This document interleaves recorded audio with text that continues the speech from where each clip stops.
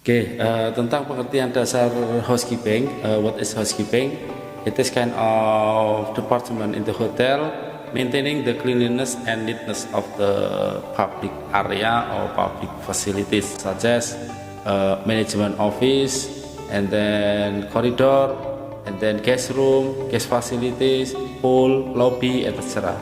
Jadi pengertian housekeeping di sini adalah sebuah departemen yang ada di hotel yang mengelola kebersihan dan kerapian public area. Seperti yang disebut tadi, ada manajemen office, ada lobby, ada koridor, ada guest room, guest facility, dan sebagainya. And then who works in the housekeeping? Siapa yang bekerja di housekeeping? Itu kalau kita sebut dari paling atas, di situ ada chief housekeeper, bawahnya ada asisten chief housekeeper, kemudian ada supervisor, di mana supervisor biasa juga dibagi menjadi dua, yang satu khusus ngurusin public area, yang kedua ngurusin khusus guest room, atau biasa kita sebut dengan cabin inspector and public area supervisor. Kemudian di bawahnya ada cabin steward atau room boy, atau biasa juga disebut dengan state room steward. Jadi beda kapal, beda sebutan, tetapi secara fungsional adalah sama. Di bawahnya cabin steward atau room boy tadi ada asisten cabin steward atau asisten room boy. Kenapa ada asisten? Kalau era sebelum tahun 2000-an itu kalau di kapal satu cabin steward memegang sekitar 15 kamar tamu yang untuk dibersihkan, untuk di maintain.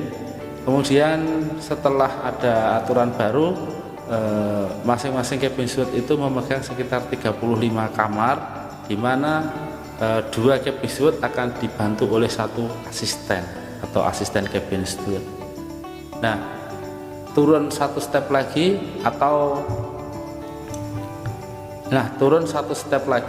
itu ada officer steward. Officer steward adalah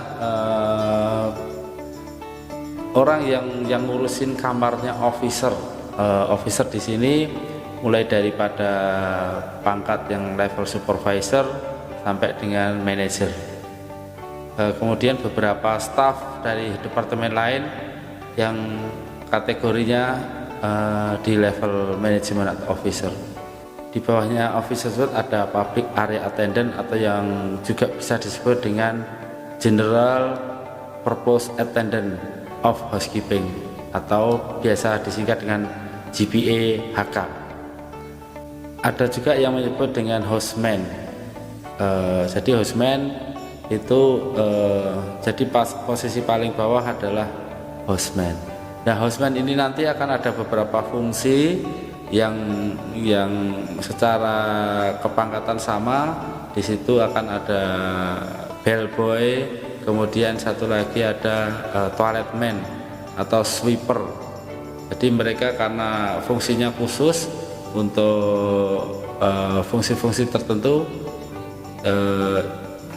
jadi mereka adalah pecahan dari fungsi dari houseman itu sendiri. Jadi mereka adalah pecahan dari masing-masing.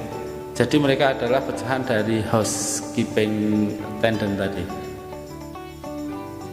Jadi mereka adalah pecahan bawah. Jadi mereka adalah pecahan paling bawah atau bottom line di housekeeping department.